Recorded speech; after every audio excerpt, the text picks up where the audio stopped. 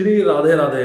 अगर आप सर्दी की वजह से हमारे वीडियो को चप्पल जूते पहनकर देख रहे हैं तो मैं यही कहूंगा कि थोड़ी सी देर के लिए, जब तक हमारी वीडियो खत्म नहीं हो जाती, अपने चप्पल जूते को उतार करके आराम से पालती मार करके बैठ जाइए, हाथों को जोड़ लीजिए, क्योंकि मैं ले जाने वाला हूं सीधा आपको आपके घर से 84 कोस में फैले हुए ब्रज क्षेत्र के एक ऐसे अनोखी जगह पर जिसको साक्षात गौलोक माना जाता है। जी हां, हम लेके चल रहे हैं आपको वृंदावन में और करवाएंगे आपको वृंदावन की यात्रा और बताएंगे कब जाएं, कैसे जाएं और कौन कौन से मंदिर के दर्शन करें। यात्रा शुरू करने से पहले एक बार कमेंट में हरे कृष्णा या बांके बिहारी लाल की जय लिख दीजिएगा, ताकि यात्रा करने का आनंद और भी ज्यादा आए। और यात्रा को करते हैं हम शुरू। तो सबसे पहले ही समझते हैं वृंदावन, आखिरकार इसको गौलोक क्यों माना जाता है। गौलोक यानी कि सीधा स्वर्ग लोक। इसको इसीलिए माना जाता है कि देखिए, जैसे काशी है, काशी को भगवान शिव ने स्वयं बसाया था और वहां पर रह करके उन्होंने कुछ समय भी व्यतीत किया था, तो काशी को स्वर्गलोक माना जाता है एक तरीके से। ठीक उसी तरीके से भगवान श्री कृष्ण के 84 कोस ब्रज क्षेत्र में से जो वृंदावन है, इसकी महत्वता बहुत है, क्योंकि भगवान श्री कृष्ण ने सीधा गौलोक से इस शहर को बसाया था और यहां पर उन्होंने बहुत सारी अपनी लीलाएं भी खेली थी। तो इसीलिए इसकी महत्वता इतनी ज्यादा है। और ये जो वृंदावन है, इसीलिए इसका नाम रखा गया, क्योंकि पहले तो ये जो जगह है वो एक वन है, वो एक जंगल था। दूसरी कि यहाँ के जो राजा थे उनकी पुत्री का नाम था वृंदा। और तीसरी सबसे महत्वपूर्ण बात कि ये जो वन था वो था वृंदावन का, यानी कि तुलसी का। ये तुलसी माता का वन था, इसीलिए इसका नाम रखा गया वृंदावन। वृंदा यानी कि तुलसी, तुलसी का वन। तो ये तो हो गई वृंदावन की बात। अब वृंदावन कैसे पहुंचे? तो वृंदावन पहुंचने के लिए आपको सबसे पहले पहुंचना होता है मथुरा। मथुरा आप बाय ट्रेन, बाय बस, कहीं से भी आराम से आप पहुंच सकते हैं। मथुरा पहुंचने के बाद में आपको मथुरा बस स्टैंड से आसानी से मिल जाती है बस, जो आपको लेके जाती है सीधा वृंदावन में। अगर आप बस से नहीं जा सकते हैं तो इलेक्ट्रिक बस ले लीजिए, सिटी बस चलती हैं, उनको आप लेकर के सीधा वृंदावन जा सकते हैं। टैक्सी लेके वृंदावन जा सकते हैं, टेम्पो लेके वृंदावन जा सकते हैं, यानी कि हर सुविधा आपको वृंदावन तक लेके जाती है। वृंदावन जब आप पहुंच जाते हैं तो सबसे पहले दर्शन कीजिए आप श्री वृंदावन बांके बिहारी लाल के, क्योंकि वृंदावन बांके बिहारी लाल की जो लीलाएं हैं वो बहुत ज्यादा अद्भुत हैं। तो सबसे पहले दर्शन करना तो यहाँ का बनता ही है।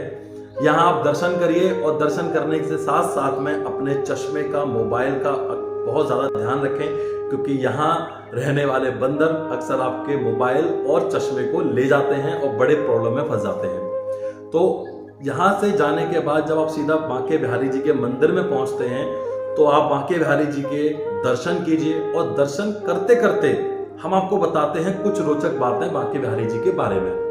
देखिए, सबसे पहले तो जब मंदिर के प्रांगण में पहुंचते हैं तो जो बांके बिहारी जी का मंदिर है वो कुछ इस प्रकार बनाया गया है कि भीड़ कितनी भी हो, आप चाहे किसी भी कोने में क्यों ना खड़े हों, आपको जो दर्शन होते हैं वो बहुत ही आराम से और सुखद फलदायक दर्शन आपको मिल जाते हैं। इस प्रकार मंदिर को बनाया गया है, पहला। दूसरा, जो हमारे संत हरिदास जी थे, जो कि भगवान श्री कृष्ण के परम भक्त थे, बहुत ज्यादा भगवान श्री कृष्ण की पूजा करते थे। भगवान श्री कृष्ण की उन्होंने बहुत ज्यादा पूजा निधि वन में की थी, जो कि बांके बिहारी जी के मंदिर के पास में ही है। तो निधि वन में जब वो तपस्या कर रहे थे, उनकी तपस्या से खुश होकर के भगवान श्री कृष्ण ने काली पत्थर यानी काली शिला में प्रकट होकर के उनको दर्शन दिए थे। और तभी से यहाँ पर श्री वृंदावन बांके बिहारी जी की मूर्ति स्थापित है और हम सभी लोग वहां जाकर के अपनी मनोकामनाओं को पूर्ण करते हैं। दूसरा, बांके बिहारी जी के मंदिर में किसी भी प्रकार की कोई घंटा लटका हुआ आपको नहीं दिखेगा, जो अक्सर मंदिरों में दिखता है। या आरती में किसी भी प्रकार का घंटी या नगाड़े बजा करके शोर नहीं किया जाता, जो अक्सर मंदिरों में होता है। उसके पीछे का कारण यह है कि भगवान श्री कृष्ण यानी जो बांके बिहारी जी हैं, उनको यहाँ पर एक बच्चे के बाल स्वरूप में पूजा जाता है। और ऐसा कहा जाता है कि जब आप शोर करते हैं, किसी घंटी की आवाज करते हैं या नगाड़े की आवाज करते हैं, तो बच्चा डर जाता है। ठीक उसी प्रकार यहां पर घंटी या घंटा नहीं लगाया गया है। तीसरी सबसे महत्वपूर्ण बात कि बांके बिहारी जी के मंदिर की जो मंगला आरती होती है वो साल में एक ही बार होती है। साल में एक ही बार आपको उनके चरणों के दर्शन करने के लिए मिलते हैं और साल में एक ही बार उनको आपको बांसुरी वाले दर्शन करने के लिए भी मिलते हैं।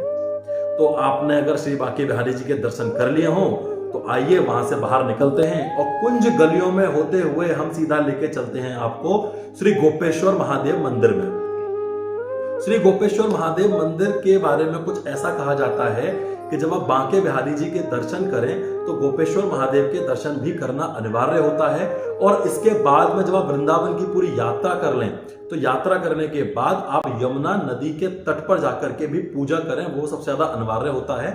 वृंदावन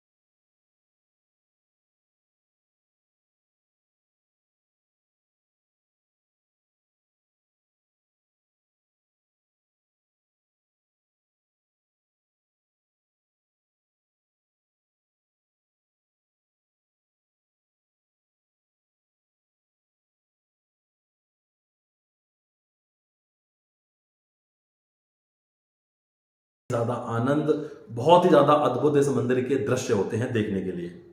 आप फिर रात हो जाती है तो आप होटल लीजिए, आराम से विश्राम कीजिए, अगली सुबह फिर चल दीजिए वृंदावन के दर्शन करने के लिए और एक ई रिक्शा लेकर के कुछ मुख्य मंदिरों के दर्शन कीजिए।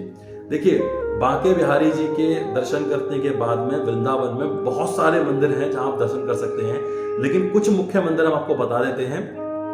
श्री रंगनाथ जी का मंदिर है जहां आप घूम सकते हैं, श्री राधा रमण मंदिर है, श्री राधा कृष्ण मंदिर है जहां आप दर्शन कर सकते हैं, चीर घाट है जहां आप दर्शन कर सकते हैं, जयपुर मंदिर है जहां आप दर्शन कर सकते हैं। तो यह कुछ मंदिर हमने आपको बताए जहां आप ई रिक्शा लेकर के इन सारे मंदिरों को घूम सकते हैं, वृंदावन यात्रा कर सकते हैं।